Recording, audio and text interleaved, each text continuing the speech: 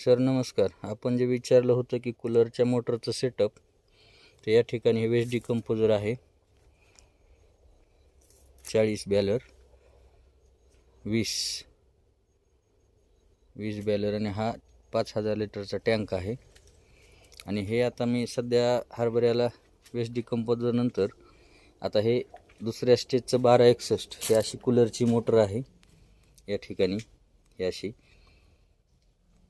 हे आता सध्या 1261 असल्यामुळं ह्याला काही फिल्टरची गरज नाही.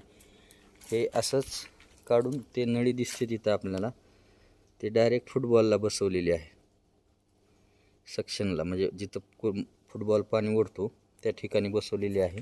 आणि ज्यावेळेस वेस्ट डिकम्पोजर हे असतं त्यावेळेस हे असं फिल्टर केलेलं आहे त्याला, म्हणजे 5 इंची 6 इंची पाईप घेऊन हे असं फिल्टर करून त्याला आतमधून हे आतल्या साईडनं अशी गॅनलाईटची जाळी आहे आणि त्याच्यावरती सुती कपडा बांधलेला आहे.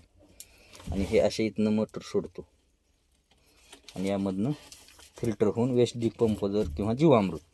आणि रासायनिक खताची मात्रा देताना आता सध्या एकरी 2.5 किलो 1261 सोडायला चालू आहे हरभऱ्याला.